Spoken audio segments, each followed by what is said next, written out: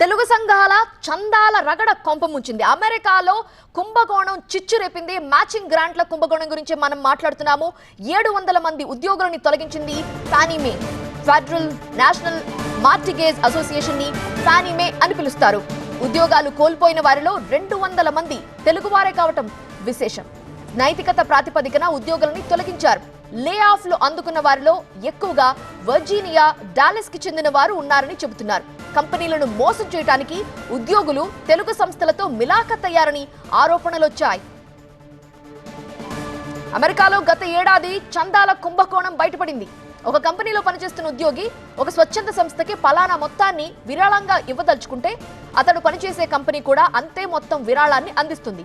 దీన్నే matching grant అంటారు. అయితే ఇక్కడే అసలు సంగతి బయటపడింది. ఉద్యోగులు ఇలా చందాలిచ్చినట్లు తప్పుడు పత్రాలు చూపించడం వెలుగులోకి వచ్చింది. అమెరికాలోని తెలుగు సంఘాలైన తానా, ఆటాలకు ఇలా బోగస్ చందాలు వెళ్లినట్లు ఆరోపణలొచ్చాయి. దీనిపై FBI కూడా దర్యాప్తు చేసింది. లే ఆఫ్ అయిన ఉద్యోగుల్లో ఒకరు తానాలో ప్రాంతీయ వైస్ ప్రెసిడెంట్ గా బాధ్యతలు నిర్వర్తిస్తున్నారు. మరొకరు ఆటా మాజీ అధ్యక్షుడి భార్య అని అంటున్నారు.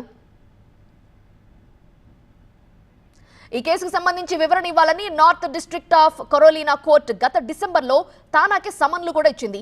2019 నుండి 2024 వరకు విరాళాలకి సంబంధించి రికార్డులు చూపాలని అప్పట్లో ఆదేశించింది. ఇప్పుడు ఇదే వివాదానికి సంబంధించి నైతికత అనే అంశం ఆధారంగా 200 మంది తెలుగువారిని ఫానీ మే కంపెనీ తొలగించింది. మ్యాచింగ్ గ్రాంట్ల దుర్వినియోగం ఆరోపణలపై యాపిల్ కంపెనీ కూడా 100 మందిని గత సంవత్సరం ఉద్యోగాల నుండి తొలగించింది.